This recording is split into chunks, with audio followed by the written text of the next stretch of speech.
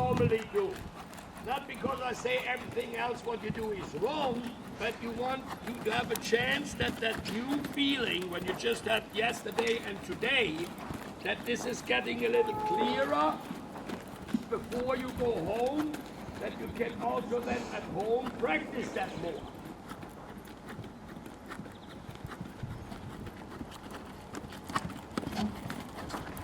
Like here, not that separate what you did there with the leg.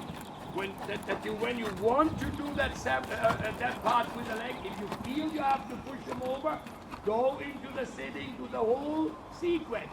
Bring your arms together, go ready, steady, go, your upper body comes back, your right seat bone and right leg is stronger on, you push that through, and then you relax again a little bit. Instead of just a little bit kicking there. Oh, there. And when you have him loose there on the inside, sitting again, when you have him loose on the inside there, with that's again the inside aids, like we did in the walk there to the left. This is now in the trot to the inside. So, when you feel suddenly that he gives, then he's ready for canter. But don't ask him to give separately, somehow pulling on the rein. That you combine it always, no, the whole scheme. Oh. When you're in the canter, you either say first, I stay a little passive, I don't push that issue. He's nice enough here that you just could leave him there alone. For a couple of rounds, where you do the opposite, you just sit zero. But then you cannot, in that moment, not ask some of those things. You must make a decision. It's helpful then if you, for example, say when he's cantering so nicely, I reduce my aids, I totally go to zero for a moment. I make sure that he canters on his own. And then it doesn't matter when he, like here, that one strike comes a little higher, so you have another emphasis. You make this more, that after that stronger working, you make sure you feel the opposite when you totally relax and lie. And you make sure that when you, for example, take your legs off, that if he would want to threaten to break, that you then reprimand, so that after a while you can really rely, even when you do nothing, he canters on his own. So, and then you do with all the time in the world, you prepare yourself to say, so what was that whole thing in the wall? How do I then have to build up the strength again? You must make sure that your back is not hard. You must make sure that the pubic bone is pulled up, that your back pockets are more down into the saddle. Your upper body is slightly behind the vertical, but the head not down. Your arms on together on the body without pulling, but that they are not here. The legs rotated to the inside so that they're in the right position. And then you go ready, steady, and that momentum back with the upper body, strong in the core, seat bone pushes forward, arms are together, but they might be soft, and both legs in that moment strong on to push him 1-2 strides forward, and you relax again.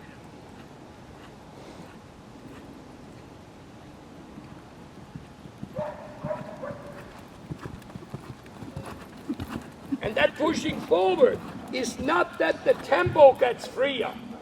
It is that the horse goes over the back and connects in the bridle. I'm on the other hand not saying that it matters whether the tempo goes freer, but not that you think it has to go freer. No, that part is just that you feel to change something. I call this in the system horse. It can be the same tempo, but you feel through those aids in the horse something changes.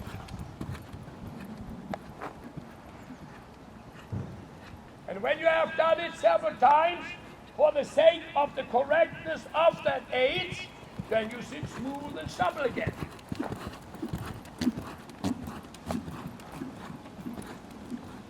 But then before you do that again, that you set yourself up. Is my butt in the saddle? Is my pubic bone coming up? Can I be sure I'm not arched in the lower back? Can I be sure I'm not looking down? Can I be sure my forearms are together instead of being out here? But together doesn't mean that they're already strong or tight. They're just together. They're on the withers. The legs close in general a little bit. And then you go ready, steady, and then that momentum. Upper body goes back. You push that strength from your spine, lower back, forward into the seat bone. Your arms are either passive, just there, but together, or you take a little weight in that moment into your head. Bone close, legs close, strong, 1 or 2 strides. Not a kick, not a wobbly, not a vibrating. Strong closing, as strong as you can in that spur area. And after that, you relax everything again. And then a couple of times, you might even go extreme to 0, so that through that strength, it doesn't lead to it that you're stronger and stronger and stronger all the time.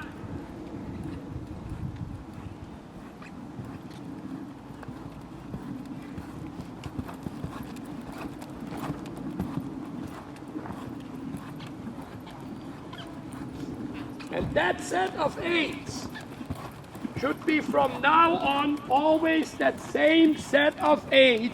If your horse is not quite round and you want him rounder, that is the set of 8s. Not that you just pull on the rein or you just do one-sided something or you flex or anything. No, that you exactly go through with this precise set of 8s. You saw how that got him in the walk better and better and better. Not so much there on the inside range. Watch on the video whether you see how you come around enough slightly his head pulls to the inside.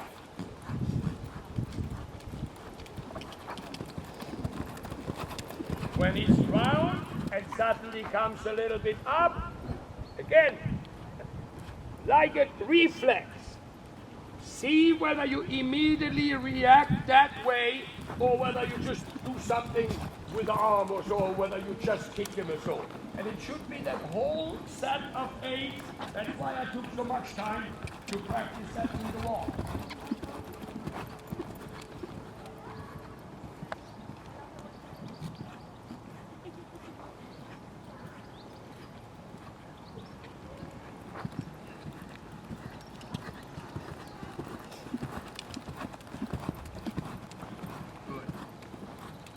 Circle. For that circle, exactly what we practiced in the other direction when in the walk, when I said how you can do that a little bit from the inside, but not holding the inside rein more. So that you just feel upper body goes back, same thing, but a little more burden on that inside seat bone, that inside leg, a little more in position, the outside hand slightly towards the withers to the right. Doesn't have to be over the withers, but onto the withers. You first leave that inside rein, just the same contact. You're not going loose with the inside, but you don't increase first. You leave it there, but you make from your inside seat bone and inside leg that straight a little more. And feel that outside rein in that moment. That is that from the inside to the outside. So that very deliberately you are not coming stronger with that inside rein first. You have contact, and not with the whip. It's not chop on the whip. This is really where you need to kind of work yourself physically a little bit. And you say, okay, when I'm not happy, put more straight in that moment.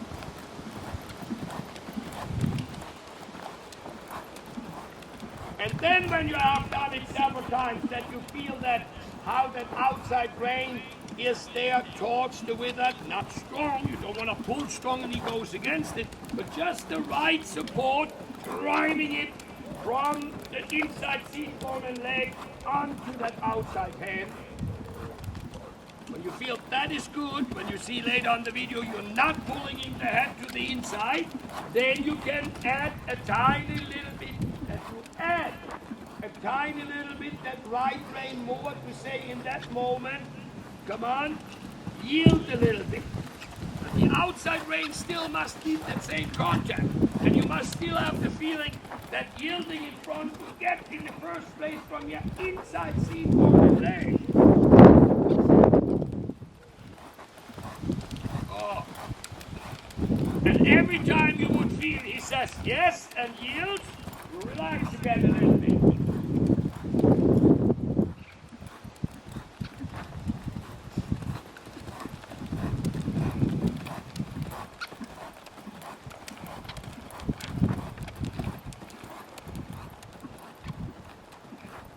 Whole point, like here's a little more up, not that you do a little something with the hand, not that you kick or vibrate a little bit, you say, okay, I need to do the same set of 8s again. Are my arms on the right spot together? Am I sitting behind the vertical in the right way? Am I pulling the pubic bone up? Am I making my core stable? Are both legs on the right spot? And then ready, steady, go. All the 8s together.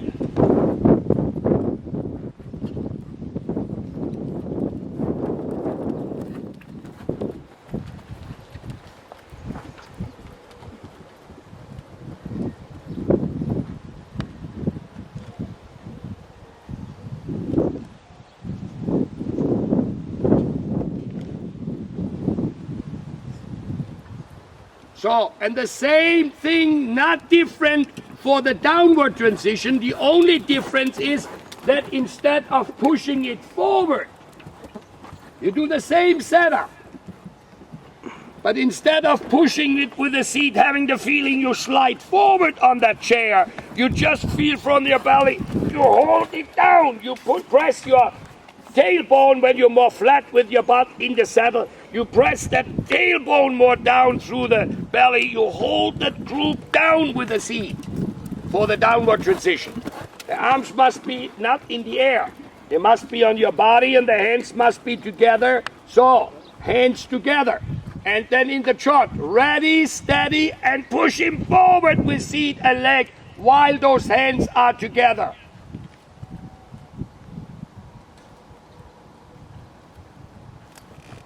Hands together. Your hands are here. The arms must come together on the body and the hands. I'm not exaggerating. They have to, the maximum would be one hand apart so that they're really together there. And down. And then your seat bone pushes forward. You push your diaphragm out and you bring that strength of the spine against that wither. You close your legs strong once, twice. And when he says yes, you can lighten everything. Yeah, rising or whatever you want to do. Your hands are here again. Stop that building that frame. Those hands, arms have to be together. Look in the mirror. Thanks.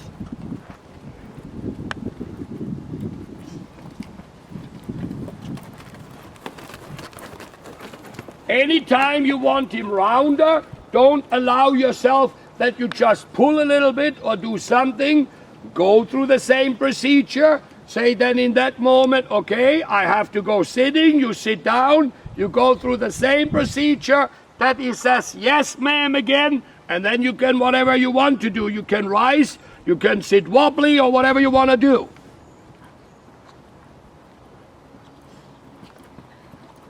Anytime you push him or kick him more, don't just kick him more. Sit down, bring your seat in that position, bring the hands together, go ready, steady, and with strength in both spurs, push him into the bridle, and then relax again.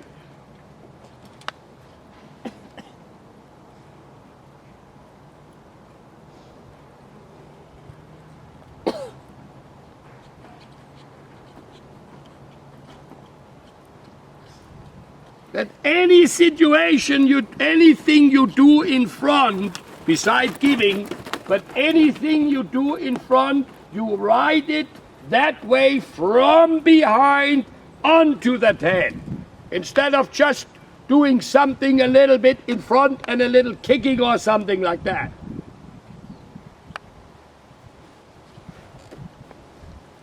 are you this morning?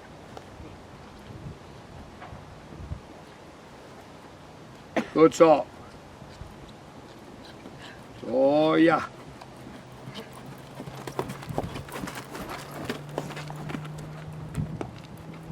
Change rein.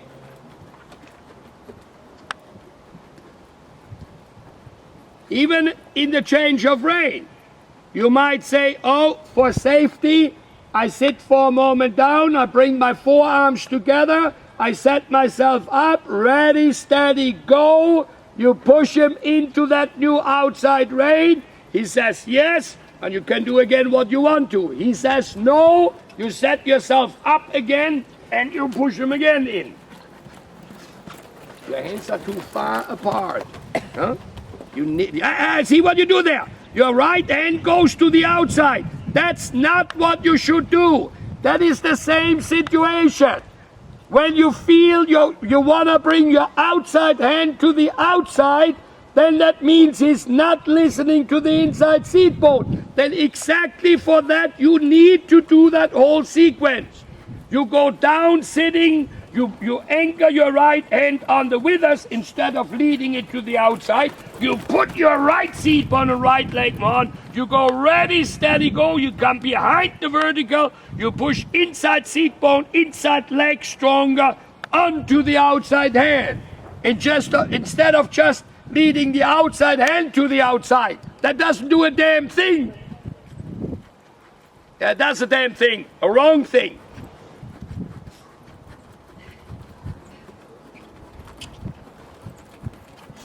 So, same thing now, sitting and into the circle. That your outside hand is on the withers and doesn't move to the outside. And then turn, no, not with the whip there. And turn, now sit down, let that left hand down too. Turn your body. That inside that you feel, how do I get that inside seat bone on? You anchor that left leg. You bring your hands down. You're not turning your body. You're not coming back with the inside shoulder. Bring that, not the whip. You want with that again, ready, steady, and now I come with that left seat bone and that left spur, strong. Hold that left spur strong on in that moment. So, hand down on the inside. Hand down on the inside and that left seat bone and that left spur strong on. You're not turning your body, you turn it to the outside instead to the inside. Then you cannot bring your, this is the reason why you have that problem. And then you just lead your outside hand a little to the outside and you fool yourself because then it's on the circle line. You think, oh, everything is fine. But you need to keep those hands down, outside hand on the withers. You go ready, steady, go. You turn your body left. That left seat bone, that left spur is strong. 3-4 steps on until you feel he's yielding to the outside. Not your hand so much up, down towards your left hip. And you cannot do that in the rising. Oh, turn your body.